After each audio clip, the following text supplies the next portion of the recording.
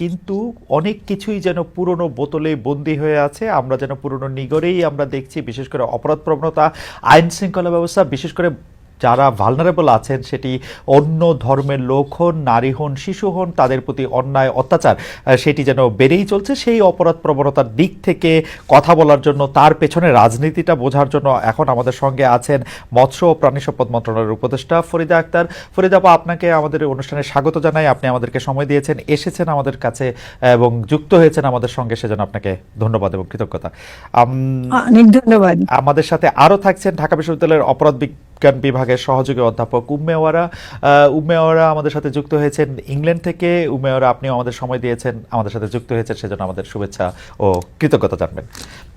ধন্যবাদ। আমি প্রথমে একটু ফরিদার কাছে যেতে চাই। ফরিদা, আমি আসলে আপনাকে প্রশ্ন করার আগে আমি আপনার দৃষ্টি আকর্ষণ করছি রাজশাহী বিশ্ববিদ্যালয়ের অধ্যাপক আল মামুন। তিনি একটি স্ট্যাটাস দিয়েছেন, সেই স্ট্যাটাসটা একটু আপনাকে পড়ে শোনাচ্ছি। পুরা জুলাই অভ্যুত্থান উল্টা দিকে হাঁটা দিয়েছে। সার্জিসরা বিভিন্ন মালিকের টাকায় ভুরি বাগিয়ে শত গাড়ি নিয়ে শোডাউন দিচ্ছে। আর দিলীপদের মতো জুলাই অভ্যুত্থানে সক্রিয় যে ছাত্রনেতাকে জনমানুষের পাশে অন্তত এক যুগ দেখছি, তারা মার খাচ্ছে নির্বিচারে। এর ফল শুভ হবার কোনোই কারণ নাই।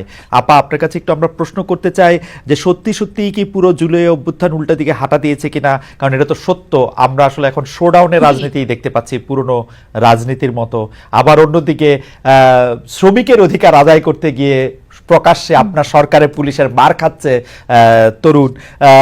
সেইটার ক্ষেত্রে আপনি কি বলবেন? আমি আরেকটা স্ট্যাটাস আপনাকে মনে করে দিতে চাই। আপনার বন্ধুই আমি বলবো, প্রফেসর রেহনুমা আহমেদকে দেখা যাচ্ছে যে তিনি একটি সাইনবোর্ডের মতো নিয়ে দাঁড়িয়ে আছেন, যেখানে লেখা আওয়ামী লীগের দোসর। বসুন্ধরা থেকে কেউ যদি টাকা পেয়ে আওয়ামী লীগকে প্রতিহত করার কথা বলে, তাদের উপর কি আস্থা রাখা যায়? আপা, আপনার একটু মন্তব্য শুনতে চাই। আপনি আমাদের একটু বলবেন জুলাই অভ্যুত্থানের ফল বা জুলাই অভ্যুত্থান উল্টা দিকে হাঁটা দিয়েছে কিনা? আচ্ছা, না, প্রথমে আমি ধন্যবাদ দিচ্ছি আপনাকে আজকে এই বিষয়টা সামনে নিয়ে আসার জন্য। এগুলো নিয়ে আলোচনা অনেক হওয়া দরকার, আর সেটা আমরা আলোচনা করব। তো আপনার প্রশ্নের প্রেক্ষিতে আমি বলি যে রেহনুমার কথা দিয়েই শুরু করি। কোনো অবস্থাতেই যে বসুন্ধরার টাকা নিয়ে কোনো রাজনৈতিক দল করবে বা আওয়ামী লীগকে প্রতিহত করার কথা বলবে, এটা এই সরকারের দিক থেকে কোনো রকম সম্মতি তাতে নাই, আমাদের তো নাই। মানে আমি ব্যক্তিগতভাবে যদি বলি, মুনিয়া হত্যা, মুনিয়ার বিচার যতদিন আমরা না পাবো, যতদিন এই আনভির কে আমরা শাস্তি দিতে না পারবো, এই বসুন্ধরার ইয়েটা আমরা কোন রকম মানে ছাড় দিতে রাজি না। তো সেদিক থেকে আমি রেহনুমার সাথে একমত এবং তার সাথে সংহতি প্রকাশ করছি।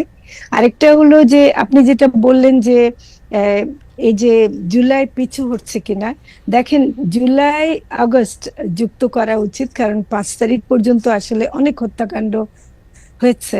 আমি এখনো মানে অনেকের সাথে আমার দেখা হয়, আমি দেখছি যে শহীদ পরিবার তখন তখন বলে যে একেবারে 5 তারিখ দুপুর বেলা মারা গেছে, মানে দুপুর বেলা গুলি খেয়েছে। তো এরকম মানে অগাস্টকে আমরা বাদ দিতে পারবো না জুলাই অভ্যুত্থানের কথা বললে। তো সেই জায়গা থেকে কোনো অবস্থাতেই পিছু হটার কোনো সুযোগ আমাদের অন্তত নাই। বাংলাদেশের জনগণও সে পিছু হটাকে কোনোভাবেই মেনে নেবে না, এটা আমি মনে করি। হ্যাঁ, কিছু আমাদের যারা নেতৃত্ব দিয়েছিল তারা এখন যদি একটু অন্যভাবে চলে, সেটা আমাদের কাছে দুঃখজনক, আমরা এটা সমর্থন করি না। কারণ এই শোডাউনের রাজনীতি আমরা দেখেছি আওয়ামী লীগের, আমরা অনেক সময় বিএনপিরও দেখেছি। তো কাজেই শোডাউন দিয়ে কোনো রাজনীতি হয় না, শোডাউন দিয়ে শোডাউনই হয়, শোডাউন দিয়ে মাস্তানি হয়, শোডাউন দিয়ে মানে রাজনৈতিক বক্তব্য ছাড়া শোডাউন গাড়ি দিয়ে হয় না। তো কাজে এটা আমি মনে করি না যে কোনোভাবে হবে। তবে আপনারা এটাও দেখবেন যে গ্রামে গঞ্জে এখন, আমি তো অনেক জায়গায় যাই, তো মানে আপনি তো আমাকে পরিচয় দিলেন মৎস্য প্রাণী সম্পদ উপদেষ্টা, আমাকে প্রচুর জায়গায় যেতে হয় ঢাকার বাইরে, এবং আমি যখন মানুষের সাথে কথা বলি তখন দেখি যে প্রতিটা মিটিং এ শুরুই করে 1 মিনিট নীরবতা দিয়ে, তার মানে প্রতিটা জায়গায় ওদের যে মানে স্বীকৃতি এবং ওদের যে কথাটা, এটা কিন্তু আছে। এটা পিছু হটার, আপনার সাথে আমি বলবো যে হুম, পিছু হটা শব্দটা ব্যবহার করবেন না। ভুল হতে পারে, যারা ভুল করছে তাদেরকে আমরা সমালোচনা করি, হুম, হুম। কিন্তু পিছু হটবে এই কথাটা বলবেন না। এইটা হচ্ছে যে আমরা দেখেছি যে জুলাই আগস্ট, আপনি যেটাকে জুলাই আগস্ট আন্দোলন বলছেন, তার যারা আন্দোলনকারীরা এটাকে 36 জুলাই পর্যন্ত বলে, এটা মেটাফরিক্যালি হুম এটা হুম। জুলাই আন্দোলন তারা বলতে চান। হ্যাঁ। এবং প্রফেসর হুম আব্দুল্লাহ আল মামুন, প্রফেসর আল মামুন, যাকে মানে রাজশাহী বিশ্ববিদ্যালয়ের যে গণযোগাযোগ বিভাগ মানে সাংবাদিকতা বিভাগের যে প্রফেসর, তিনি আসলে এই জুলাই আন্দোলনের একজন বড় সমর্থকই ছিলেন। তিনি যখন মনে করছেন জুলাই অভ্যুত্থান উল্টা দিকে হাঁটছে, তার কারণ হচ্ছে যে সার্জিস, জুলাই আন্দোলন থেকে যারা নেতা হয়েছেন তারা আসলে, আপনি জানেন যে আপনার ক্যাবিনেটও আপনার একজন কলিগ ছিলেন ছাত্র নেতাদের মধ্যে থেকে জনপ্রিয় একজন, তার নেতৃত্বে একটি দল হুম গঠিত হয়েছে। কিন্তু আমরা সেই শোডাউনের রাজনীতি সব জায়গায় দেখছি। তারা একটা ইফতার পার্টি করছেন, যেটা আসলে একটা 5 তারকা হোটেলে তাদের করতে হচ্ছে। তারা একটা গাড়ি হ্যাঁ। বহর করে হেলিকপ্টারে করে সেখানে যেতে হচ্ছে, সেখানে সেটি করতেছে। সেই ব্যাপারটাকে কিভাবে দেখেন? আর পাশাপাশি আমাদের প্রশ্ন ছিল, এটা আপনি অলরেডি মন্তব্য করেছেন, পাশাপাশি আমরা দেখেছি যে শ্রমিকদের ন্যায্য অধিকার আদায়ে একজন দিলীপ রায়কে পুলিশ আসলে যাচ্ছে তাই করে মারধর করতেছে। আচ্ছা, আচ্ছা, এইটা আমি আপনি এটা একেবারেই আমার ইস্যু। এটা আমি অনেকভাবে শ্রমিকদের হ্যাঁ, ইস্যুতে আমি আসছি। তার আগে আমি বলি যে আপনি সার্জিসদের কথা যেটা বললেন, বা আমার জি, যে সহকর্মী ছিলেন না, আহ, না, নাহিদ জি, ইসলাম, জি, তার আসলে তাদের অনেক অবদান আছে এই 36 জুলাইয়ের হুম, আন্দোলনে। জি, এটা অবশ্যই স্বীকার করতেই হবে। কিন্তু আসলে এই 36 জুলাইয়ের আন্দোলন তো শুধু কয়জনেরও ছিল না, এটাও তো আবার মাথায় রাখতে হবে। আমরা যখন এদের ত্রুটি ধরতে গিয়ে এদেরকে আবার শুধু মনে করি, সেটাও কিন্তু ভুল বলা হবে। তো হুম, সেটা আমি একটু শোধরাতে চাই, যে এখন ওরা যদি আহ, বড় হোটেলে করে হুম, বা ইয়ে করে, ওরা একটা ভিন্ন রাজনৈতিক দল গঠন করেছে। তো এই দল যখন গঠন করে ফেলেছে, এর সাথে সরকারের তো এরকম সম্পর্ক নাই। অন্যান্য যে কোনো রাজনৈতিক দলের মতোই আমাদের সাথে তাদের সম্পর্ক হবে। ওকে, তো কাজে আমরা আমরা অন্যদের যেমন করে সমালোচনা করছে তা করব। শ্রমিকের কথায় আসি, আজকেও আমরা মিটিং করেছি ঈদের আগে যেন শ্রমিকদের বেতন ভাতাটা দেয়া হয়। মালিকরা দেখেন নিজেরা কিন্তু ঠিকই তাদের বিলাসবহুল জীবন ঠিকই যাপন করছেন, কিন্তু শ্রমিকের বেতন দিচ্ছে না। এবং সেক্ষেত্রে যেটা হয় যে অনেকগুলো নেতাদেরও মানে মাঝখানে দিলীপ রায়ের কথা আমি ঠিক জানি না, কিন্তু অন্যান্যদের ক্ষেত্রে এরকম প্রশ্ন আসছে যে কারো কারো ক্ষেত্রে যে তারা একদিকে মালিকদের সাথে সম্পর্ক রাখে, অন্যদিকে আবার শ্রমিকদের আন্দোলনে থাকে। এই ক্ষেত্রে হয়তো হতে পারে, কিন্তু আমাদের আজকের একদম সিদ্ধান্ত যে যে মালিকরা বেতন দেবে না, তাদের দরকার হলে বাড়িঘর ক্রয় করতে হবে, তাদের বিদেশে যাওয়ার উপর নিষেধাজ্ঞা আরোপ করা হচ্ছে। এটার ব্যাপারে কঠোর ব্যবস্থা নেওয়া হচ্ছে। আপা, আবার আসবো আপনার কাছে। কতগুলি বিষয়ও একটু জানা দরকার, যে আমরা আসলে নতুন রাজনৈতিক বন্দোবস্ত বা অন্যভাবে আজকে জাতির উদ্দেশ্যে দেওয়া ভাষণে প্রধান উপদেষ্টা জুলাই অভ্যুত্থানের প্রথম পর্ব সফলভাবে শেষ হয়েছে বলেছেন, দ্বিতীয় পর্ব শুরু হয়েছে বলছেন, গুজবের কথা বলেছেন, সেগুলো আমরা আপনার কাছ থেকে শুনবো। তার আগে আমরা একটু অধ্যাপক উম্মে ওয়ারার কাছে আসি। উম্মে ওয়ারা, আমাদের একটু মানে যেটি বিষয়ে আমরা কথা বলছিলাম তার জায়গা থেকে যদি আপনি আমাদের একটু বলতেন, যে অনেকে এটি বলে থাকেন যে একটি নির্বাচিত সরকার যেভাবে সমাজের যারা ভালনারেবল অংশ তাদেরকে যেভাবে প্রোটেক্ট করতে পারে, ভালনারেবল বলতে আমি বোঝাচ্ছি যারা একটু দুর্বল অংশ, যারা প্রবল নয় সেই অর্থে দুর্বল, যথা অন্য ধর্মবিশ্বাসীরা, অন্য মতের বিশ্বাসীরা, কোনো কোনো সময় নারীরা, কোনো কোনো সময় শিশুরা, তারা তাদেরকে প্রোটেক্ট করতে কি আসলে যতটা নির্বাচিত সরকার পারে ততটা কি অনির্বাচিত সরকারের কি বাধা বা হাত পা বাধা থাকে কিনা? ফরিদাপা আমাদের সঙ্গে আছেন। আমরা জানি যে এই উপদেষ্টা পরিষদে যারা আছেন তারা দীর্ঘকাল থেকে এইসব রাইটগুলি প্রোটেক্ট করার জন্য, ফাইট করার জন্য, আমাদের সচেতন করার জন্য তারা কাজ করেছেন। কিন্তু বাস্তবে আমরা দেখা যাচ্ছে যে আমাদের মধ্যে পারসেপশনটার এরকম যে আমরা যারা দুর্বল তারা আসলে ততটা নিরাপদ নয়।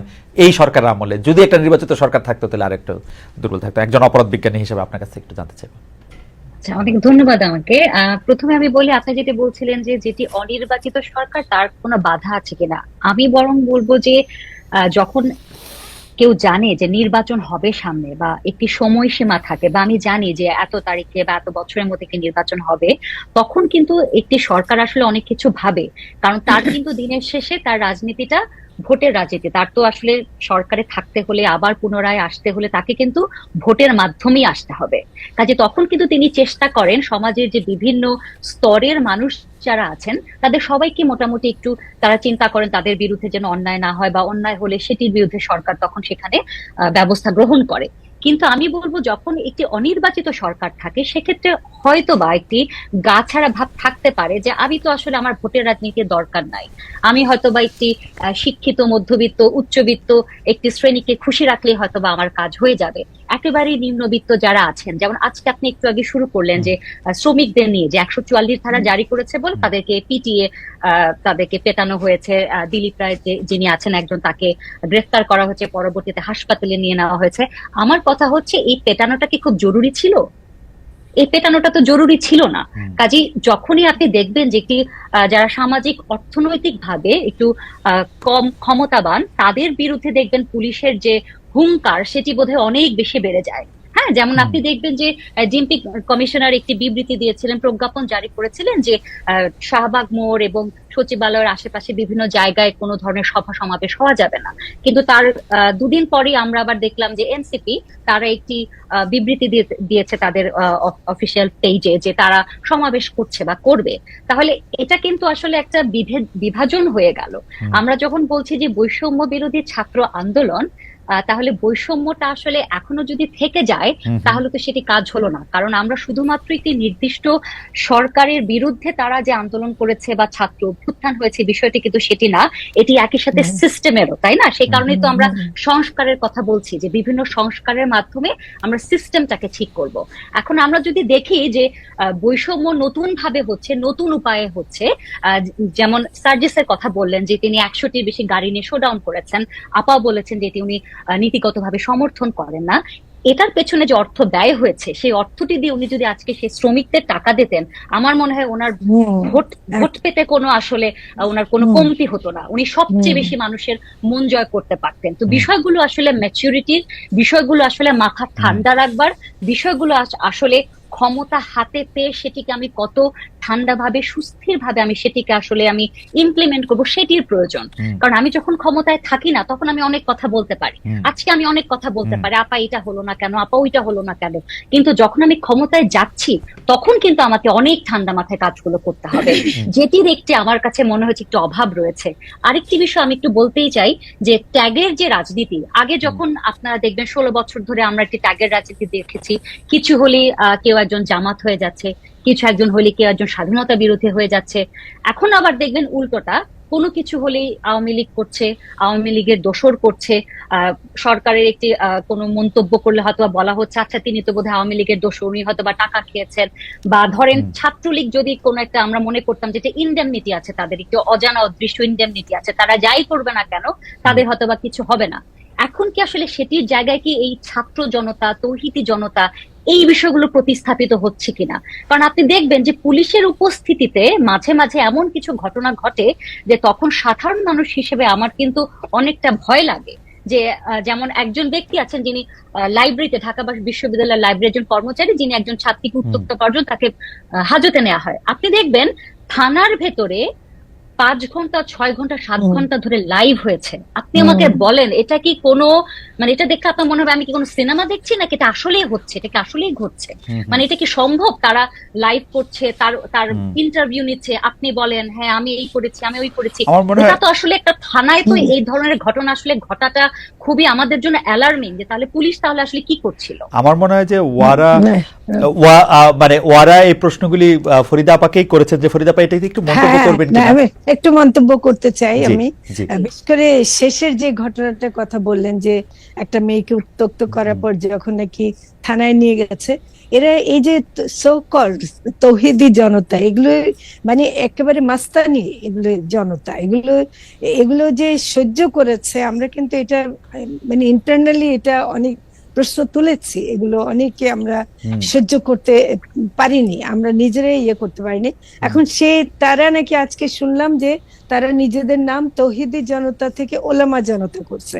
কিন্তু যত কিছু করুক, এই যে তারা কিছু সুযোগ নিচ্ছে, এই যে এই সময় মানে ধরেন আওয়ামী লীগ চলে গেছে, তারা ধরেন আমরা আগে বলতাম যে মানে ইয়েরা ধর্মনিরপেক্ষ বা ইয়েরা বেশি জায়গা করে নিচ্ছে, এসব ধর্ম মানছে না।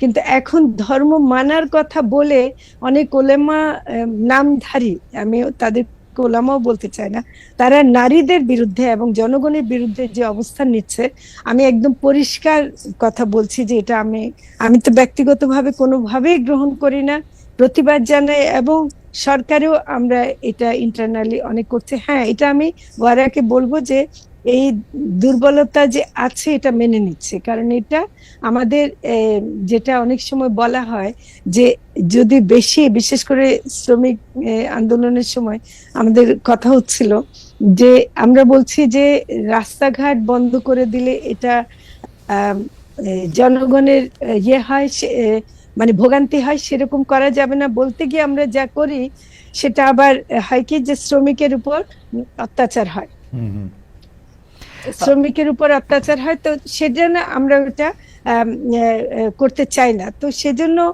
এখন মাঝে মাঝে অ্যাকশন নিতে গিয়ে এরকম হয়, যেটা আসলে ক্ষমতার মানে ডেফিনিশনের মধ্যেই আছে আমার মনে হয়। ওরা তো নিশ্চয় অপরাধ বিজ্ঞান পড়েছেন, তা আরো ভালো বলতে পারবেন।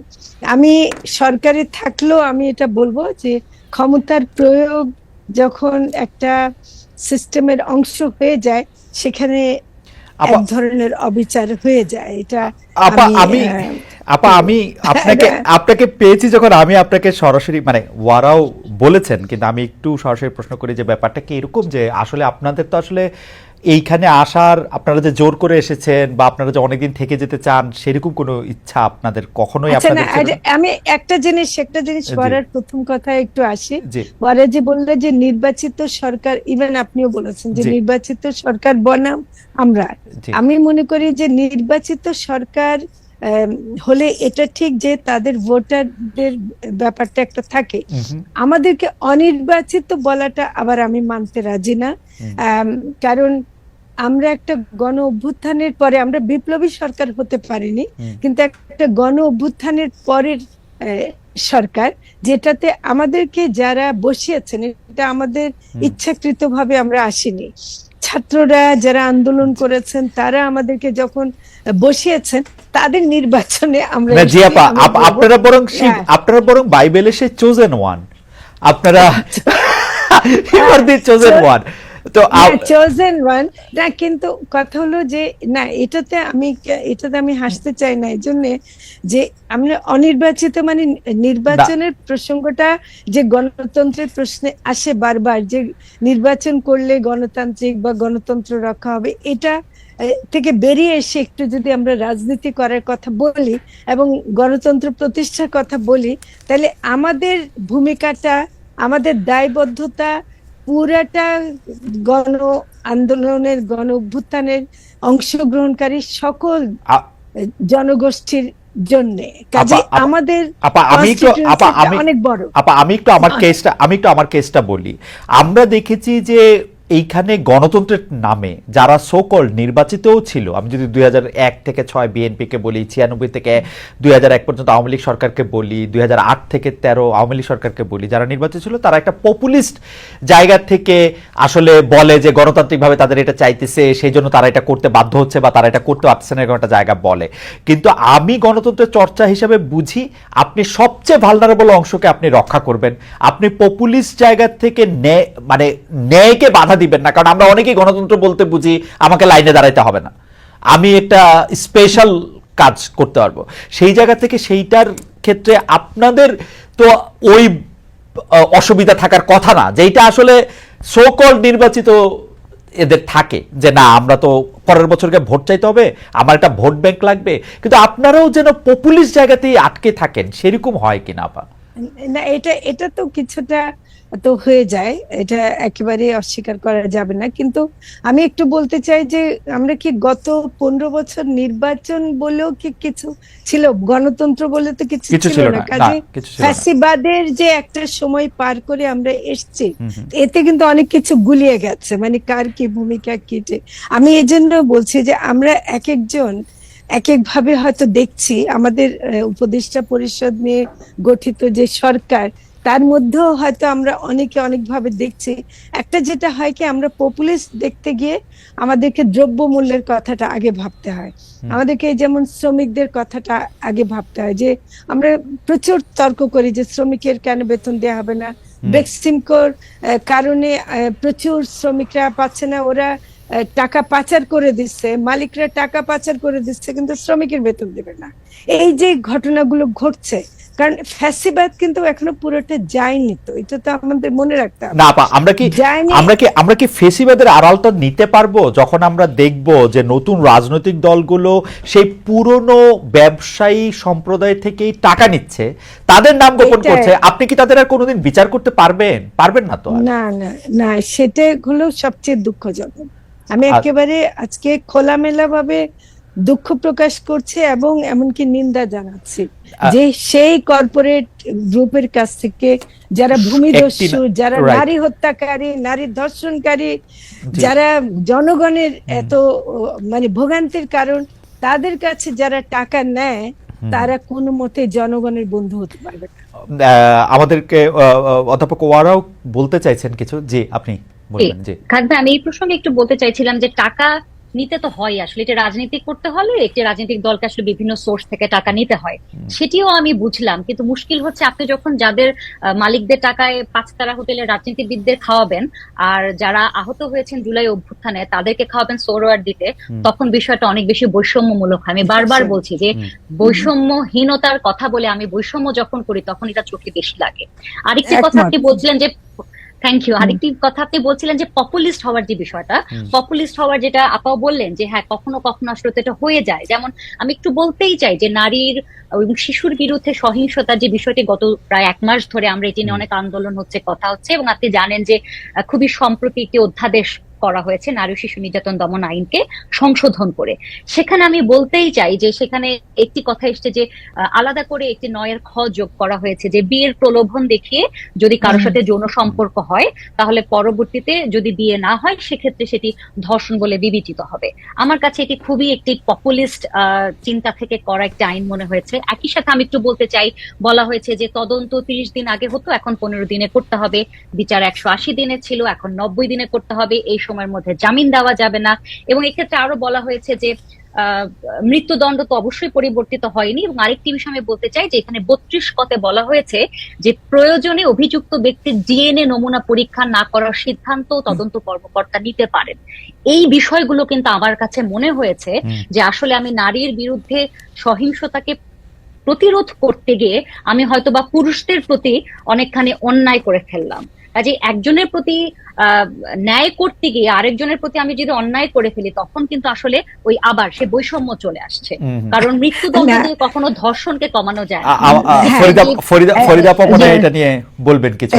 এটা নিয়ে আমি বলবো, কারণ এটা আমাদের যে এবার আসলে যে মাগুরায় আসিয়ার যে ধর্ষণের ঘটনাটা ঘটেছে, এটা কিন্তু সারা বাংলাদেশকে একদম কাঁপিয়ে দিয়েছে। আমি আসিয়ার লাশ নিয়ে তার মায়ের সাথে আমি গেছিলাম, মাগুরা গেছিলাম, আমি তার মায়ের বিলাপ শুনেছি। এবং মানে এটা যে কি পরিমাণ কষ্টকর, একটা শিশুকে এভাবে ধর্ষণ করতে পারে।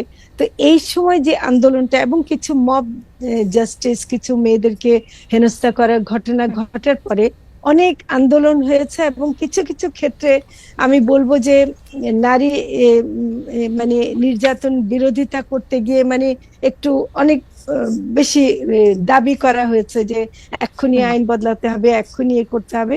এর কারণে একটা চাপ ছিল যে দ্রুত মানে শাস্তি দেওয়ার জন্য, দ্রুত বিচার করার জন্য কিছু আইন পরিবর্তন করা। সেটা আমরা এইভাবে পরিবর্তন করলেও আমরা কিন্তু একটা চিন্তা করছি যে এরপরে আমরা মতামত নিয়ে আরো আমরা যদি আরেকটু ভালো করতে পারি। আপা আপনার মনে হয় কিনা, আপা আপনার মনে হয় কিনা, আমি জাস্ট একটু জানার জন্য। শেষ করি, জি আমি আপা, একটু শেষ জি আপা করি। বলেন, জি আপা বলেন।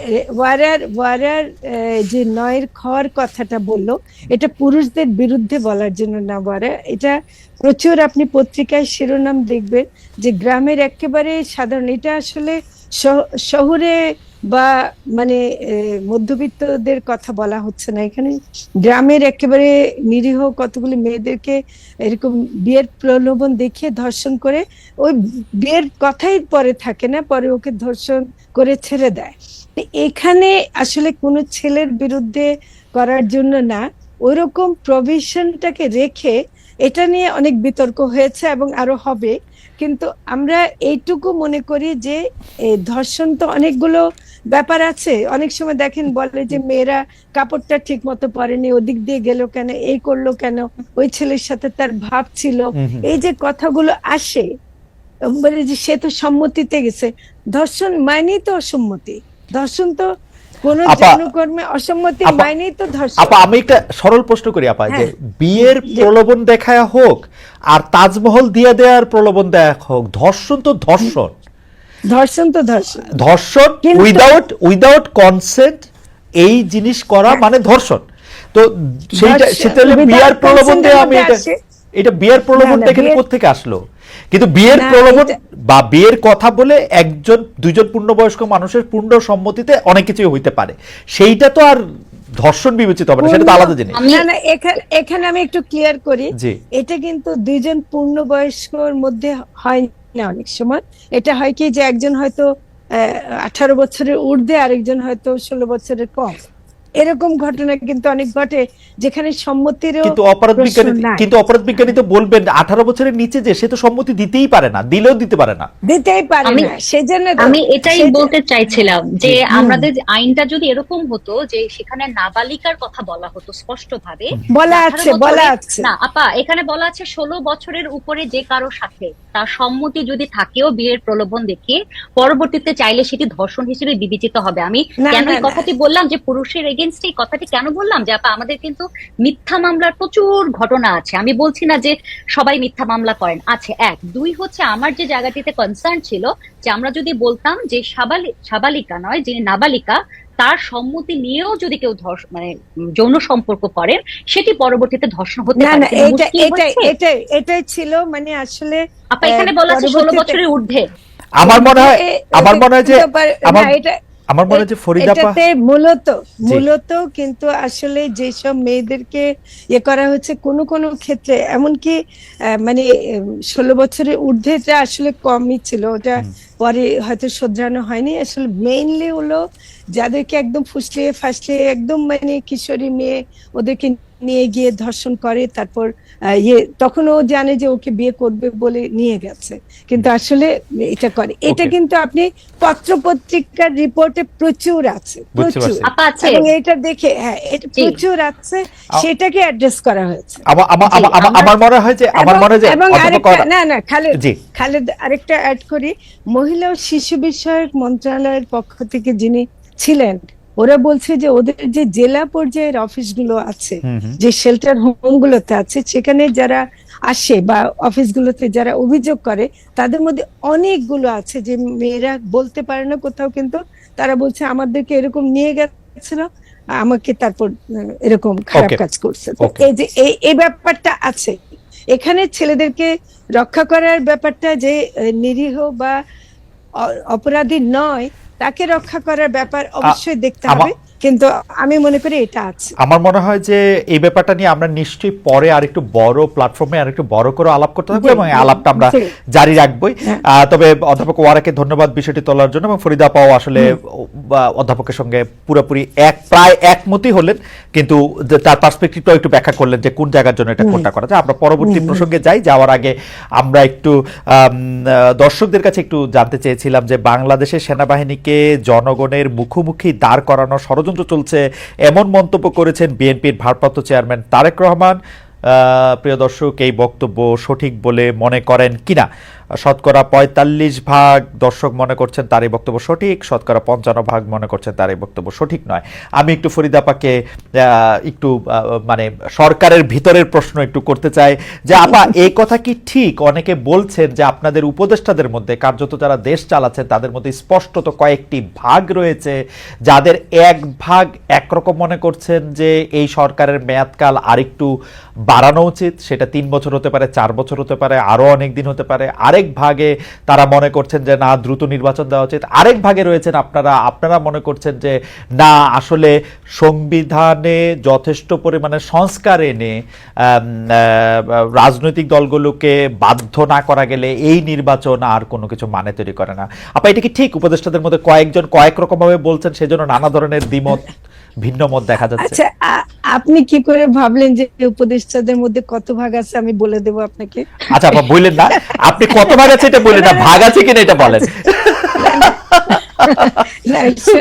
শোনেন, উপদেষ্টাদের মধ্যে বলে না, মানে সমাজেই কিন্তু নানা ভাগ আছে। হ্যাঁ, সমাজেই আমাদেরকে অনেকে বলে আপনারা 10 বছর থাকেন, ইউনূস সাহেবকে বলেন যে 10 বছর থাকতে, আমাদেরকে না বললেও মানে ইউনূস সাহেব 10 বছর থাকুক, 5 বছর থাকুক, এটা কিন্তু কিন্তু ডক্টর ইউনূস পরিষ্কার একটা কথা আজকেও বলেছেন, প্রধান উপদেষ্টা আমাদের। উনি কিন্তু আজকেও তার বক্তৃতায় পরিষ্কার বলেছেন যে আগামী 26 সালের মানে 25 সালের ডিসেম্বর অথবা ডিসেম্বর থেকে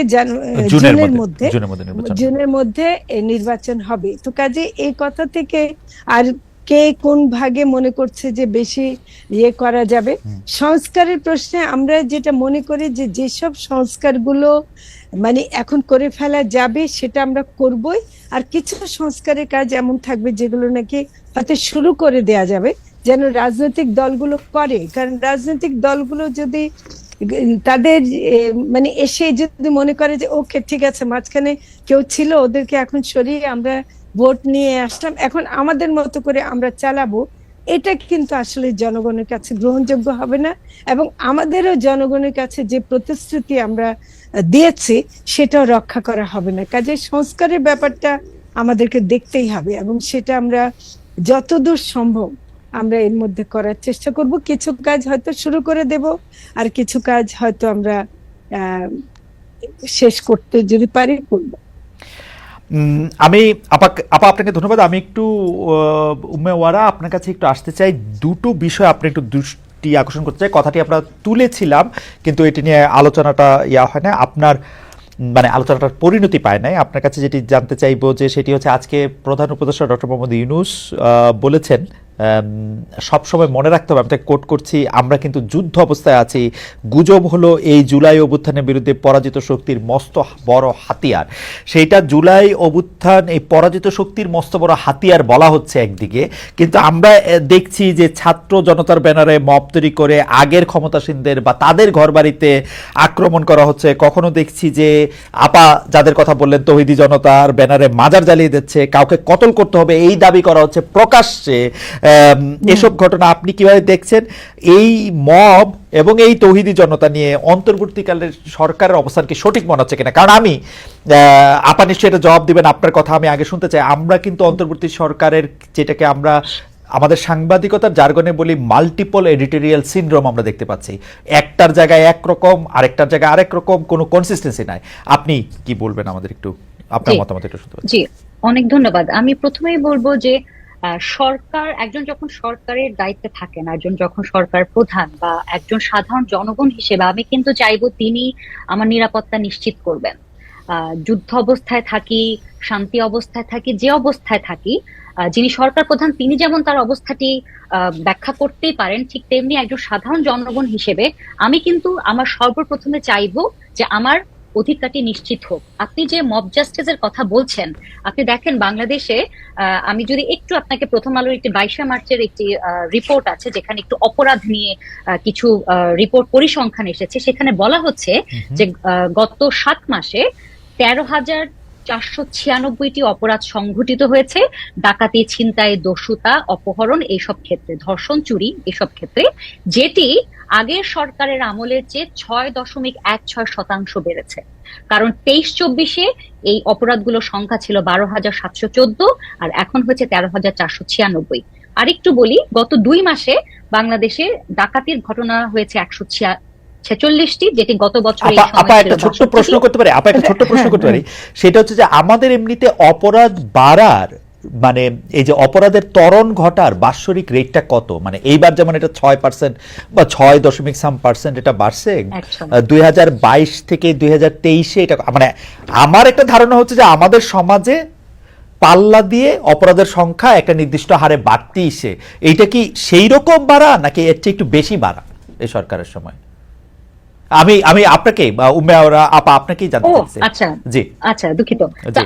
আমার কাছে মনে হয়েছে যে হ্যাঁ, একটি তো আছে যে আমাদের মধ্যে অপরাধ করার প্রবণতা থাকে, কিন্তু যেহেতু যেখানে আমি একটি পরিসংখ্যান দেখছি যে গত বছরের তুলনায় এই বছরে বিভিন্ন জায়গায় অপরাধগুলো বেড়েছে, এবং সেখানে গোয়েন্দা সংস্থা কিন্তু বলা হচ্ছে সরকারকে কয়েকটি কারণ দেখিয়েছেন, এবং সেখানে বলেছেন যে অভ্যুত্থান পরবর্তী আইন শৃঙ্খলার অবনতি, আইন শৃঙ্খলা বাহিনীর মনোবলের অভাব, সুবিচার নিশ্চিত করতে আইনের প্রতি মানুষের সাময়িক অনাস্থা, এবং রাজনৈতিক প্রতিহিংসা, লুটপাট, দখল, চাঁদাবাজি।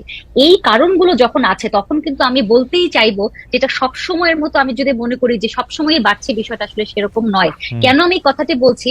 যে মবের যখন ঘটনাগুলো হচ্ছে, যেমন ধরেন আপনার মনেই থাকবে যে গত মাসে গুলশানের একটি বাড়িতে আগের সরকারের একজন প্রভাবশালী ব্যক্তি ছেলের বাড়ি মনে করে সেখানে কিন্তু মব ঘোষণা দিয়ে লাইভ করে সেই ঘরে ঢুকেছে, তাণ্ডব করেছে। সেখানে কিন্তু পুলিশ ছিল, তারা লাইভ টাইভ করে আবার সুন্দর বের হয়ে চলে গেল। তো আপনি যখন এই ধরনের ঘটনা দেখবেন তখন কিন্তু এই মব যারা ক্রিয়েট করছে, যেটা আপাও বলেছেন যে সো কল্ড আপনি যেই নামেই বলেন, যেই জনতাই বলেন, তারা কিন্তু উৎসাহিত হচ্ছে। যে আমি যখন দেখছি যে আমি ছাত্র জনতা বলে চাঁদাবাজি করলে, বা আমি মব বলে বা তৌহিদি জনতা বলে কোনো একটি তাণ্ডব করলে, লুটতরাজ করলে, যদিও তারা হয়তো বা না সেই অংশে ছাত্র জনতার অভ্যুত্থানের সাথে হয়তো বা ছিলই না, কিন্তু এই নামটি করে আমি যখন পার পেয়ে যাচ্ছি তখন কিন্তু তার মধ্যে এগুলো করার প্রবণতা বেড়ে যাচ্ছে। এবং এই মব জাস্টিসের কিন্তু প্রকারান্তরে আরো 2টি নাম আছে, স্ট্রিট জাস্টিস এবং জাঙ্গল জাস্টিস। তো এটি কিন্তু পৃথিবীর অন্যান্য অনেক দেশে, আমেরিকা, আফ্রিকার বিভিন্ন দেশেই কিন্তু এই মব জাস্টিস আছে। ইন্ডিয়াতে কিন্তু 2015-তে একজন মুসলমান ব্যক্তিকে গরু খাওয়ার অপরাধে জবাই করে হত্যা করার পরে কিন্তু সেখানে কোর্টও কিন্তু বলেছিল যে এই ধর্মের নামে এই ধরনের মব জাস্টিস করা যাবে না। তো মব জাস্টিস মানুষ তখনই করে যখন মানুষের আসলে বর্তমান বিচার ব্যবস্থার প্রতি অনাস্থাটা তৈরি হয়, এবং মানুষ মনে করে বেনামে একসাথে 15-20 জন যখন থাকবে তাকে কিন্তু লোকেট করতে অনেক অসুবিধা হয়। তো আমি বেনামে থেকেও কিন্তু আমার যে ক্রোধ, আমার যে হিংসা, আমার যে রাগ, সেটিকে কিন্তু আমি কারো উপরে আমি ছেড়ে দিলাম, এবং আমার কিন্তু শাস্তি হলো না। কাজে এটিকে কিন্তু সরকারকে আসলে খুব মানে ভালোভাবে এটিকে ট্যাকেল দিতেই হবে। আচ্ছা, না আমি একটু বলতে চাই সেটা হলো যে এমনিতে ধরেন অভ্যুত্থানের পরবর্তী সময়ে একটু তো বিশৃঙ্খলা ছিলই, এবং বিশেষ করে আমাদের কিন্তু আইন শৃঙ্খলা রক্ষাকারী বাহিনীকে আমরা সম্পূর্ণভাবে পাইনি অনেকদিন, এখনো পুরোপুরি পুলিশকে পাচ্ছি না। হ্যাঁ, এবং এটা কিন্তু একটা শূন্যতা তৈরি করেছে, যেটা যারা অপরাধ করে আপনি আরো ভালো জানবেন যে এদের মধ্যে এই ধারণাটা আসছে যে কিছু হবে না। কিন্তু এটা আমি একদম পরিষ্কার ক্লিয়ার বলতে চাই যে এখানে সরকারের দিক থেকে সর্বোচ্চ চেষ্টা করা হচ্ছে। যে আমাদের একটা বড় সমস্যা হচ্ছে যে ধরেন ফ্যাসিবাদীরা যখন ছিল তারা নির্মম ভাবে কিছু দমন করতে গিয়ে বা করতে গিয়ে অনেক বল প্রয়োগ করতে পারতো। আমাদের এখানে বল প্রয়োগের ক্ষেত্রে একটু যেহেতু মানে কম করার চেষ্টা আছে, সেখানে ওরা প্রশ্রয় পাচ্ছে, এটা আমি বলবো। আমাদের আসলে কিন্তু বড় চিন্তা কিন্তু মব নিয়ে, মব জাস্টিসের নামে। মব জাস্টিস শব্দটাই আসলে খাটে না, এটা মব সন্ত্রাস হয়ে যায়, এবং সেটার মধ্যে নারীরা এবং যারা নাকি সাধারণ মানুষ তারা অনেকভাবেই হচ্ছে। আগেকার সরকারের কিছু লোকজন তাদের বাড়িতে হামলা হচ্ছে, আমরা এইভাবে করে মানে সমর্থন করি না যে এটা আইন কেউ হাতে তুলে নেবে, কিন্তু এই ঘটনাগুলো নানা গোষ্ঠীর পক্ষ থেকে করছে। আপনারা সমর্থন করছেন না, কিন্তু প্রোটেক্টও করছেন না। আসলে প্রোটেক্ট করতে পারছি না হয়তো পুরোটা, কিন্তু চেষ্টা আমাদের আছে। আমরা প্রোটেক্ট করছি না এটা আমি মেনে নেব না। প্রোটেক্ট অবশ্যই, যেখানে আমরা যখন খবর পাচ্ছি সেখানেই ছুটে যাচ্ছে, এবং সেখানে আমরা চেষ্টা করছি। হ্যাঁ, আমাদের ঘাটতি আছে, এটা আমি অস্বীকার করব না, ঘাটতি আছে। আচ্ছা, গুজবের প্রসঙ্গটা আবার একটু ওয়ারার কাছে ফিরি, আচ্ছা, কারণ ওয়ারার কাছ থেকে শুনে আমরা আবার ফরিদ আপনার কাছে শুনবো। গুজবের কথা বলা হচ্ছে, প্রফেসর ডক্টর মোহাম্মদ ইউনূসও আজকে গুজবের কথা বলছেন যে সরকার প্রধান তিনি যে গুজব ছড়িয়ে এই জুলাই অভ্যুত্থানের বিরুদ্ধে, এই গুজবটা হচ্ছে পরাজিত শত্রুর মস্ত বড় হাতিয়ার। এই গুজবের পেছনে দিনরাত কাজ করছে বহু অভিজ্ঞ সমর বিশারদ, সীমাহীন অর্থ এর পেছনে নিয়োজিত আছে। আপনি একে আসলে কিভাবে দেখেন? কারণ হচ্ছে যে যাদের উদ্দেশ্যে এই গুজবটা করা হচ্ছে, সেটাকে আমরা কেন এটাকে গুজব বলবো? কারণ একটু চিন্তা করলেই তারা দেখবেন যে এই কথা সত্য না, কিন্তু তারা এটা বিশ্বাস করে বা এটাকে সামনে নিয়ে এটা বলা হচ্ছে বলে যাচ্ছেন যেন এইটা তাদের দরকার ছিল, এই বাহানাটার। তারা কিন্তু এই সত্য মিথ্যাকে আলাদা করতে পারেন, কিন্তু তারা এই গুজবটাকে বিশ্বাস করছেন কারণ ঘটে যাহা তাহা তো সত্য নয়, সত্য হচ্ছে মানে আমি যেটা বিশ্বাস করি সেটাই সত্য, আর আমি তো বিশ্বাস করতে চাইতেছি এইটা, এবং আমার একটা বাহানা দরকার আছে। সরকার এখানে আমাকে সাহায্য করতেছে। সরকার সাহায্য করতেছে কেন? সরকারেরও তো রাগ আছে আওয়ামী লীগের উপরে, সরকারেরও তো রাগ আছে ধরা যাক বিএনপির উপরে। এখন আওয়ামী লীগ বা বিএনপির বিরুদ্ধে গুজব ছড়ায় আমরা যখন আওয়ামী লীগ বিএনপির আক্রমণ করতে চাইছি, বিশেষ করে আওয়ামী লীগের আক্রমণ করতে চাইতেছি, কোন গুজবটার কথা বলছেন? কোন গুজবটার কথা বলছেন আমি জানি না। আমি বলতেছি হচ্ছে যে গুজব যে ছড়ানো হইতেছে তাতে তো আক্রান্ত হইতেছে হচ্ছে আগের সরকারের মানুষ। সরকার তখন প্রোটেক্ট করতেছে না, কারণ সরকার তো এটাকে লাইক করতেছে। তাহলে প্রফেসর ইউনূস কেন বলতেছেন যে এই গুজব দেখলে, এই গুজব হচ্ছে অভ্যুত্থানের পরাজিত শক্তির মস্ত বড় হাতিয়ার? কারণ এই গুজব দিয়ে তো সরকারকে বা এনসিপিকে আক্রমণ করা হচ্ছে না, গুজব দিয়ে আক্রমণ করা হচ্ছে এনসিপির শত্রুদের, সরকারের শত্রুদের। আমি যদি সরলভাবে বলি আর কি, আমি একটু ওয়ারা থেকে শুনি, ফরিদা আপার কাছ থেকে একটু শুনবো। কারণ আমার কাছে মনে হচ্ছে যে গুজব ছড়ায়ে আক্রমণ করা হচ্ছে এনসিপি শত্রুদের, সরকারের শত্রুদের, আওয়ামী লীগের বন্ধুদের। আমি এবার সমীকরণ টানতে পারি কিনা? জি ওয়ারা। আচ্ছা জি ভাই, হ্যাঁ আমি একটু বলি যে গুজব দেখেন, আমাদের এখন সামাজিক গণমাধ্যমের যুগ, এখন আমাদের ইন্টারনেটের যুগ। 80-র দশকে 90-র দশকে কিন্তু এই সুযোগগুলো অনেক কম ছিল, ইউটিউবের যুগ এখন, তাই না?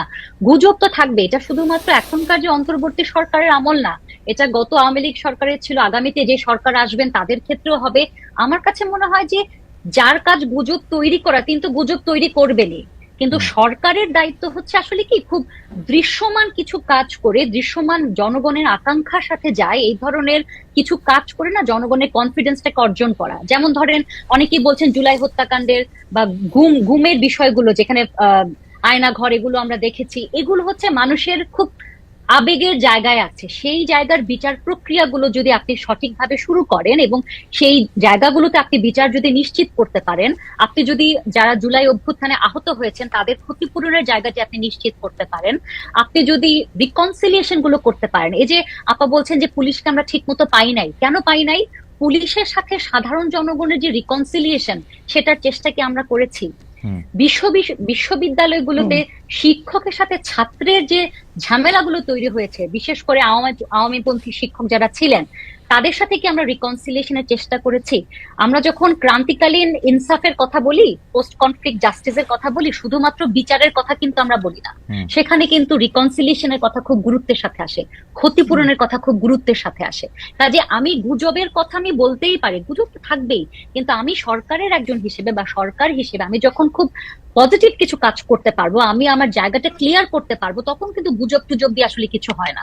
যে আমি মনে করি সরকারের মূল জায়গাটা, মূল কনসেন্ট্রেশনটা থাকা উচিত যে কোন বিষয়গুলো মানুষ আসলে জুলাই অভ্যুত্থানের সময় সবচেয়ে বেশি চেয়েছিল, কোন বিষয়গুলো তারা আসলে সবচেয়ে বেশি চায়। আমি বলছি না তাড়াহুড়ো করে কোনো কিছু করতে, জাস্টিস হারিড জাস্টিস বারিড, সেটা আমি মনে করি, কিন্তু আমি মনে করি বিচার প্রক্রিয়াগুলো শুরু করা, ক্ষতিপূরণ করা, এই বিষয়গুলো বোধহয় সামনে আসলে আমার মনে হয় ভালো হবে। কারণ সরকারের কাজ কিন্তু নিন্দা জানানো না, সরকারের কাজ কিন্তু উদ্বেগ প্রকাশ করা না, সরকারের কাজ হচ্ছে কিছু একদম ভিজিবল কিছু কাজ করে তার যে শাসন ব্যবস্থা, তার যে নির্বাহী বিভাগের যে ক্ষমতা, সেগুলোকে দেখিয়ে মানুষকে আশ্বস্ত করা যে দেশের শান্তি শৃঙ্খলা ঠিক আছে বা সরকার সবকিছু নিয়ন্ত্রণ করতে পারবে।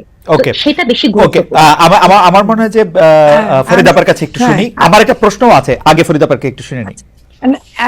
মানে আমি প্রথমে ধন্যবাদ দেব যে রিকনসিলিয়েশনের কথাটা ওয়ারা তুলেছেন। তার আগে আমি একটু গুজবের কথাটা বলি। গুজবের কথাটা আজকে প্রধান উপদেষ্টা ডক্টর মোহাম্মদ ইউনূস যেটা বলেছেন, এটা শুধু এমনি সাধারণ গুজবের কথা বলেন। আপনারা খুব ভালো করে জানেন যে একটি গোষ্ঠী, এবং এটার সাথে শুধু দেশীয় শক্তি না, আমাদের বহু বাইরের শক্তিও না, আছে। এটা ঠিক, এটা আমাদের সবাইকে স্বীকার করতে হবে যে ভারতীয় মিডিয়া যেভাবে প্রপাগান্ডা চালাচ্ছে আমরা একদম সরাসরি বলতে পারি, এবং ভারতীয় মিডিয়াটা যেভাবে শুরু করেছে এটা আসলে যাই হোক। একটা উদাহরণ দেই, যেমন ইয়েতে প্যালেস্টাইনের আক্রমণের বিরুদ্ধে ইয়ে করবে, প্রতিবাদ সমাবেশ হবে, সে কারণে ওই আমেরিকান এম্বাসির দিকে একটু আর্মির ইয়ে হয়েছিল, আর এদিকে ওরা গুজব ছড়াই দিল যে আর্মির মানে বিশাল কিছু পরিবর্তন হয়ে যাচ্ছে। এই ধরনের অনেক কথাগুলো আছে যেগুলো খুব ডিস্টার্বিং। মানে এইটা একদম 100% আমি মনে করি যে ভারতীয় মিডিয়া শেখ হাসিনা ওইখানে চলে যাওয়ার পর, পলায় যাওয়ার পর যা শুরু করছে, যা বলতে শুরু করছে, নিজেদের দেখে নিজেদের লজ্জা পাওয়া উচিত। কিন্তু আপা এখানে একটু প্রশ্নটা করেই ফেলি, আপনি যখন আর্মির কথা বললেন, আপনি একটি গোষ্ঠীর কথা বলতেছেন, ভারতের কথা আমি 100 বার বলবো যে ওদের মিডিয়া বা ওদের অনেক মিডিয়া বা অনেকগুলি গুরুত্বপূর্ণ মিডিয়া যা করতেছে আমি সারা জীবন এরকম দেখি নাই। এটা মানে খুবই মিডিয়ার একজন ছাত্র হিসেবে আমি লজ্জিত যে তারা আসলে এটা কি করতে চাচ্ছে এটা। কিন্তু আপা জি, মানে কিন্তু আপা আপনার একজন ক্যাবিনেট মেম্বার টিভিতে সাক্ষাৎকার দিতে, আসিফ মাহমুদ সজীব ভুঁইয়া টিভিতে সাক্ষাৎকার দিতে গিয়ে বলতেছেন সেনাপ্রধান ডক্টর ইউনূসকে চান নাই, তিনি বুকে পাথর রাইখা এটা স্বীকার করে গেছেন। গুজব ছড়ার দিকে আরেকজন লাগে আপা। এখন এইটার হয় ডক্টর ইউনূসকে চাকরি ছাড়তে হবে অথবা সেনাপ্রধানকে বরখাস্ত করতে হবে, আপনারা তো কোনোটাই করেন নাই, অথবা আসিফ মাহমুদ সজীব ভুঁইয়ার আপনাদের বলতে হবে যে আপনারা এগুলি কি বলেন, কতদিন থাকবেন না প্রকাশ্যে বলেন। উনি তো মন্ত্রী, এখন উনি তো মন্ত্রী, আমাদের সন্তান সময় হলে কি উনি তো মন্ত্রী। তো উনি যখন এটা প্রকাশ্যে বলেন, আপনি দুজনেরই চাকরিতে রাখেন কেমনে? ইউনূস বা ওয়াকার সাহেব কারো তো চাকরি ছাড়তে হবে এই কথাটা মানলে। এই তো খালেদ, আপনি কথা না শুনে আপনি রেগে যাচ্ছেন। ব্যাপারটা হলো যে আসলে আসিফ মাহমুদ সজীব ভুঁইয়া যে কথাটা বলছে এটা আপনারা জেনেছেন যে অনেক সমালোচিত হয়েছে, এবং এটা আমাদের ভিতরেও অনেক সমালোচনা হয়েছে, কারণ এই কথাটা আসলে সরকারের কথা না, এবং সরকারের পক্ষ থেকে হয়ে সে বলেনি, সে তখন মানে তার পুরনো ভূমিকায় চলে গেছে হয়তো, সেজন্য বলেছে, কিন্তু এটা সরকারের কথা কোনো মতেই না। কাজে এটা রাখা না রাখা, এবং তাকে বলাও হয়েছে এগুলো মানে এই ধরনের কথাগুলো আসলে আমরা বিরত থাকব। কিন্তু আসলে যেটা হলো যে সেনা প্রধানের সাথে, বা আমি মনে করি যে আমাদের সরকার এখন সুস্থভাবে কাজ করার জন্য আমাদের কিন্তু দেশের সেনাবাহিনী একটা প্রতিষ্ঠান, তার সাথে আমাদের সম্পর্কটা সরকার মানে সম্পর্কটা ভালো রাখা, দূরত্ব কোনো মতেই না রাখা, এটা কিন্তু একটা জরুরি। আমাদের সামনে যে সময়টা আসতেছে, আমরা কিন্তু এখানে আমরা কোনো রকম গুজবের কারণে আমরা যেন বিভ্রান্ত না হই, এটা আমি সবাইকে অনুরোধ করব। যে তারেক রহমানের কথা আপনারা দেখলেন যে যেভাবে বলছে, সবাই জনগণের মধ্যে কিছু কিছু মনে করে, কিন্তু আসলে কিন্তু এটা আমি মনে করি যে এভাবে সেনা প্রধানকে ছোট করা বা সেনাবাহিনীকে ছোট করা, সেনাবাহিনীর ভূমিকাকে খাটো করে দেখা দেশের জন্য এটা ভালো না। আপা ভারতীয় মিডিয়া বলি, আমাদের এখানকার অনেক আওয়ামী যারা বেনিফিশিয়ারি আছেন, যারা দেশের বাইরে আছেন, দেশের ভিতরে কেউ কেউ আছেন, তাদের মধ্যে থেকে অনেকের কথা বলি, কিন্তু আমাদের মানে আমি প্রসঙ্গটাই হয়তো তুলতাম না, কিন্তু আমাদের একজন ক্যাবিনেট মেম্বার যখন, একজন মন্ত্রী পদমর্যাদায় অধিষ্ঠিত একজন উপদেষ্টা যখন বলেন যে প্রধান উপদেষ্টা হিসেবে ডক্টর মোহাম্মদ ইউনূসকে, হ্যাঁ এটা যখন বলেন, তখন সেনাবাহিনীর গাড়ি যদি ঢাকা শহর দিয়ে মুভ করে তখন গুজব ছড়াবে না, তো গুজব ছড়াবে কখন? এখন ঘটেছে যে প্রধান উপদেষ্টা আমাদেরকে বকে দিলেন যে আপনারা সাবধানে থাকবেন, তো উনি ওনার ক্যাবিনেট মেম্বারদের বলেন না কেন? না বলেছেন, এটা বলেননি, আপনি কেমনে জানেন? আমি তো বলতে দেখি না, তো আমি তো বলতে দেখি না ওনাকে কিছু। আপনি দেখেননি, কিন্তু আমি বলছি যে এটা বলা হয়েছে, এটা নিশ্চয় আর হবে না। এই ধরনের কথা কেউ উপদেষ্টা পদে থেকে এমন কোনো কথা বলবেন না যেটা সরকারের জন্য বিব্রত কথা। যেটা হলো যে সেটা মানে যেটা আসলে ঠিক না। তো এটা আমি মনে করি যে আমাদের তরুণরা তো এখন হয়তো তারা উৎসাহে বলে ফেলেছেন, সেটার জন্য আমি মনে করি যে সরকারকে ধরার দরকার নেই। ওকে ঠিক আছে আপা, আমরা পরবর্তী প্রসঙ্গে যাবো। তো ওয়ারা কিছু বলতে চাইছিলেন, সেই জন্য আমরা একটু ওয়ারাকে শুনি, যে আপনি এই প্রসঙ্গে কিছু বলতে চাইছিলেন কিনা। না, আমি বলতে চাইছিলাম যে মাঝে মাঝে আসলে একটু স্পষ্ট বিবৃতির প্রয়োজনও আছে সরকারের পক্ষ থেকে, যেটা আপনিও বলছিলেন খালেদ ভাই, যে আমাদেরও মাঝে মাঝে শোনা দরকার। কারণ এই সেনাবাহিনীর বিষয়টি নিয়ে তাদের ইনভলভমেন্ট নিয়ে বা সেনাবাহিনী ডক্টর ইউনূসকে চান নাই প্রধান উপদেষ্টা হিসেবে, এই বিষয়গুলো তো আসলে খুবই গুরুত্বপূর্ণ। না, কিন্তু আপা একরকম ব্যাখ্যা দিয়েছেন যে এটা আসলে উনি তরুণ একজন উপদেষ্টা আসে নাই, কিন্তু হয়তো ওনারা নিজেদের মধ্যে কথা বলেছেন। কিন্তু আমার মনে হয় যে তরুণ হলেও, আপা যেটি বলছিলেন, তরুণ হলেও মুশকিল কি উনি তো এখন একজন মন্ত্রী পদের একজন আছেন, না আমি বা সব ধরেন স্বীকার যারা করছি, কিন্তু জি, কিন্তু হ্যাঁ এটা আমাদেরও মানে একটা মানে ক্ষতি হয়ে গেল। কিন্তু এটা আমি তরুণ বলছি, ভুল তো যখন হয়েছে মানে তাকে আমি তো সে তরুণ একেবারে তাকে সেই কথাটা একটু মাথায় রাখছি। আচ্ছা, জি জি, আমরা যদি একটু ওয়ারা, আপনি যদি একটু অনুমতি দেন তাহলে আমরা যদি একটু পরবর্তী মানে প্রশ্নের মধ্যে যাই, যে ওরা আপনি কি মনে করেন, আমরা অনেকগুলি কারণ বলতেছিলাম, আপনি কি মনে করেন যে সরকারের এখন কোন উদ্যোগটা, মানে আমরা আসলে পরিসংখ্যানের দিকে তাকাতে চাই না, কারণ আওয়ামী লীগের আমলে একটা বিপদ ছিল কি, আওয়ামী লীগ হচ্ছে সবকিছুর পাশাপাশি পরিসংখ্যানও বানাতে পারতো অনেক, এবং সেই পরিসংখ্যান কখনো ইতিবাচক কখনো নেতিবাচক, যখন যেটা দরকার সেটা তারা নানাভাবে ম্যানিপুলেট করছে কিন্তু, এবং মিডিয়াকে দিয়ে। এখন আমরা আপনার কি একজন অপরাধ বিজ্ঞানী হিসেবে আপনি কি এইটা এখন একটু বলবেন যে আসলে সরকার কোন উদ্যোগগুলি এখন প্রকাশ্যে নিলে বা কোন কথাগুলি এখন প্রকাশ্যে বললে মানুষের মধ্যে যে পারসেপশনের ক্ষেত্রে যে মানুষের মধ্যে যে ভীতিটা আছে সেইটা একটু কাটবে? মানে আমি এখন মানে আমার এক বন্ধু বলতেছে কি, উনি মোহাম্মদপুরে থাকে, উনি বলতেছেন কি যে আপা আপনার কাছাকাছি থাকে, উনি বলতেছেন কি থানা থেকে নাকি উনার আরেক বন্ধু বলছে পুলিশ যে 2000 টাকার বেশি না নিয়ে রাত্রেবেলা 2000 টাকার বেশি নিয়ে রাত্রেবেলা বাইরে হিস না। মানে এটা কিন্তু মোহাম্মদপুরে বা আপা যে জায়গায় থাকেন বা তার আশেপাশে যে আমার বন্ধু থাকে তাদের জন্য এটা কখনো তারা এটা শুনেন নাই, মানে এটা তাদের এরকম এই যে পারসেপশনটা। আর মেয়েদের বাইরে বাইরে হওয়া নিয়ে তো আপনারাই জানেন, আপা ভালো জানেন, ওরা আপনি ভালো জানেন সেটা নিয়ে কি চলতেছে, এই পারসেপশনটা কিভাবে একটু ইতিবাচক করা যায় সরকারের কোন উদ্যোগের ফলে? জেপা জি, অনেক ধন্যবাদ।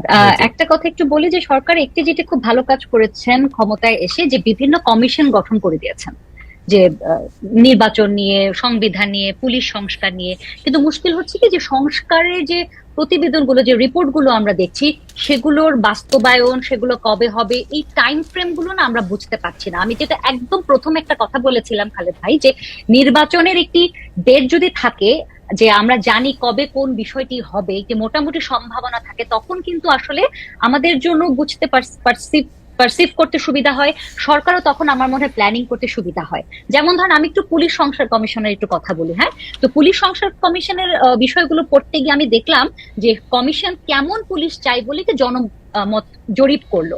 তো সেখানে সবচেয়ে বেশি মানুষ বলেছেন রাজনৈতিক উদ্দেশ্যে ব্যবহারের অবসান চেয়েছেন প্রায় 89.5 জন উত্তরদাতা, দুর্নীতি বন্ধ চেয়েছে 77.9% উত্তরদাতা, গুম ও বিচার বহির্ভূত হত্যাকাণ্ডের জবাবদিহিতার শাস্তি চেয়েছেন 78.9% উত্তরদাতা।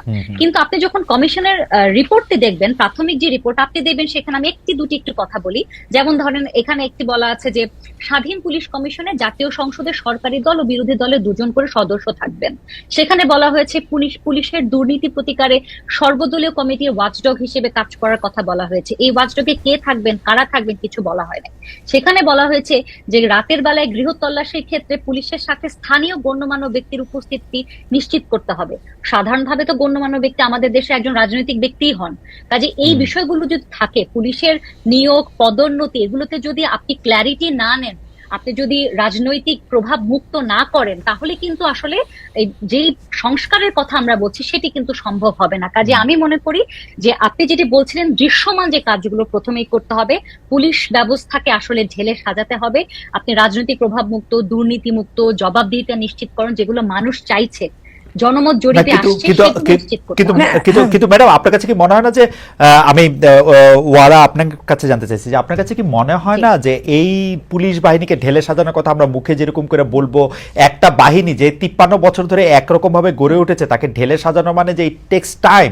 এটা তো সরকার আরো 10টা কাজের পাশাপাশি এই কাজটা করতে হলে ওকে তো আমাদের টাইম দিতে হবে। আমরা তো সেই টাইম দিতে আবার রাজি না, আমরা তো বলতেছি ইলেকশন করো, ইলেকশন করে মধ্যে চলে যাও, তো সেটা আমরা 7 মাস 8 মাস হয়ে করেছে, আমি আপনার কথা ফুললি এগ্রি করি, যে আমি বলছি না যে ম্যাজিকের মতো আলাদিনের চেরাগ নিয়ে এসে হঠাৎ করে পুলিশ অন্যরকম ব্যবহার করা শুরু করবে। পুলিশের সবচেয়ে বড় মানুষের সাথে সমস্যাটা কোন জায়গায়? পুলিশের ব্যবহার। আপনি যখন কাউকে পুলিশের কথা বলবেন, প্রথম চিন্তা কিন্তু আমার মাথায় আসবে না যে পুলিশ সাহায্যকারী, পুলিশের কাছে আশ্রয় নেওয়া যায়। প্রথমে আমার মাথায় আসবে পুলিশ বোধহয় পেটাবে, পুলিশ বোধহয় আমাকে বিপদে ফেলবে। তো এই যে আমাদের সাইকি, আমাদের মানে জনমনে যে পুলিশকে নিয়ে যে একটা ভয় এবং ভীতি আছে, এটাকে না পরিবর্তন করতে হবে। এখন আপনি যদি বলেন এটা দীর্ঘ সময় লাগবে, এটা শুরু তো কোনো জায়গা থেকে শুরু করতে হবে।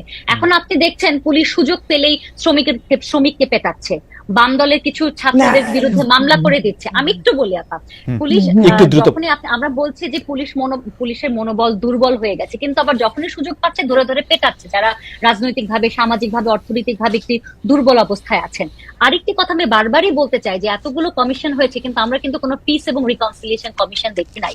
এটা কেন দরকার? ওই যে আমি বললাম যে জনগণের সাথে পুলিশের রিকনসিলিয়েশন, শিক্ষকের সাথে আপা নিশ্চয়ই বলবেন, কিন্তু ওয়ারাপা আমি একটু বলি, এই সরকারের জন্য মানে রিকনসিলিয়েশন কোনো একটা কিছু করাও ওদের জন্য একটু, আমরা তখন বলতে শুরু করব ওরা আওয়ামী লীগকে পুনর্বাসন করতেছে। তো সেটা একটা গণতান্ত্রিক, সেইটা একটা মানুষের ভোট নিয়ে যারা আসবে, সেইটা মানুষের মতামত নিয়ে এটা করা উচিত বলে এটা আমার মতামত আর কি। আপা আপনি আমাদের একদম সময় নাই, এটা যদি একটু ফরিদা আপা আগে একটু যদি বলতে দেন, আপনি কি যে আপা আপনার দিকে না, আমি যেটা মনে করি যে এই যে আপনি বললেন না যে পুলিশের দেখলে পুলিশ সম্পর্কে যে ধারণা, এটা আসলে গত 15 বছরে তো পুলিশকে যে ভূমিকায় দেখেছে মানুষের মন থেকে তো সহজে যাবে না, এবং পুলিশ নিজেও জানে যে সে কি করেছে, ফলে সেও কিন্তু করছেন। তবে একটা কথা আমি একটু দ্বিমত করব আপনার সাথে, যে পুলিশ সুযোগ পেলেই মারছে, এটা কিন্তু পুরোটা সত্যি না। কারণ আমি বলেছি যারা সামাজিক, রাজনৈতিক ভাবে, অর্থনৈতিক ভাবে যারা অনেক কম ক্ষমতাবান, তাদের উপরে পুলিশের নজরটাকে আমরা দেখতে পাই। না, অত বেশি আগের মতো না। এটা আপা একটু জেনারেলাইজ করি আপা, আমি সাংবাদিক হিসেবে যা দেখি, আগেকার আওয়ামী পুলিশ দাড়ি টুপি একটু রাইটিস্ট গ্রুপের কেউ মনে হইলেই মারতো, ট্যাগ দিত, ধরে নিয়ে যেত। আর এখনকার পুলিশ দাড়ি টুপি ছাড়া কেউ একটু বাম, একটু কমরেড একটু দেখলেই মারে, শ্রমিক টমিক দেখলেই মারে। একমত না, কারণ আমরা ল এন্ড অর্ডার মিটিং গুলো করি, তো তখন দেখা যায় যে সমালোচনা হয় যে পুলিশ যথেষ্ট কেন করছে না এসে। আচ্ছা যাই হোক, এটা আপনার পারসেপশন আর আমার পারসেপশন পার্থক্য হতে, তাই না? কিন্তু আমি একটা কথা বলবো যে শুধু যে জনগণ পুলিশের অ্যাকশন বা এগুলো, অবশ্যই ল এন্ড অর্ডার সিচুয়েশনটা প্রায়োরিটি পাবে, কিন্তু আমাদের জনগণ এখন যে কাজটা আমাদের মনে হয় যে জনগণ চায় এবং আমাদেরকে করতে হবে, সেটা হলো বিচার করা। এই যে অপরাধীদের বিচার করা, গণঅভ্যুত্থানের যে হত্যাকারীদের বিচার করা, আরেকটা যেটা সাধারণ জনগণের সাথে যুক্ত, সেটা হলো দ্রব্যমূল্যকে সহনশীল পর্যায়ে রাখা। এটার জন্য আমরা বেশি কাজ করছি, এটার জন্য মনোযোগ দিতে হচ্ছে। পিস এন্ড রিকনসিলিয়েশন কমিশন করতে হলে সেটা একটা ভিন্নভাবে করতে হতো, যেটা শুরুতে মনে হয়েছিল যে যেগুলো করা দরকার। এখনো কিন্তু নারী কমিশনের রিপোর্ট আসেনি, শ্রম কমিশনের রিপোর্টও আসেনি, কাজে আরো কাজ বাকি আছে।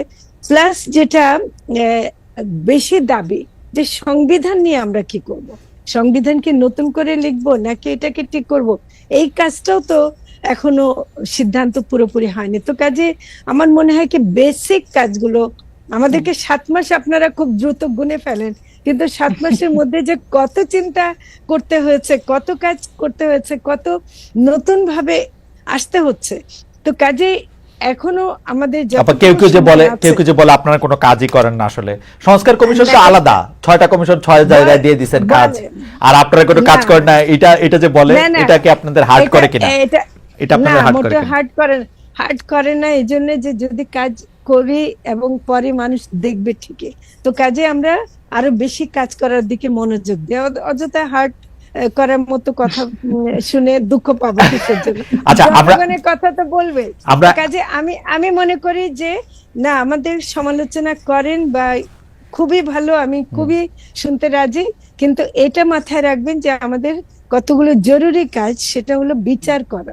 বিচার করা কোনো মতে পিছপা হওয়া যাবে না, কারণ শহীদ এবং আহতদের দেখলে এই কাজটা কোনো অবস্থাতে আমরা আচ্ছা পিছিয়ে যেতে আচ্ছা, পারবো। বিচারের প্রসঙ্গ যখন আসলো, আমরা শেষ বক্তব্যের জন্য আমরা একটু অধ্যাপক মেয়রা আপনাকে একটু বলছি যে আমরা একটু বলেন আপনার বক্তব্যের মাধ্যমে আমরা শেষ করবো, যদি না বিশেষ কিছু আর বলার থাকে ফরিদা আপা জি, শেষে। না আমি একটা কথাই বলতে চাই, এই যে ফরিদা আজকে বারবার বলছেন যে আমাদের সমালোচনা করেন, এই এই প্রেক্ষাপটটাই তো আসলে আগে ছিল না সেভাবে।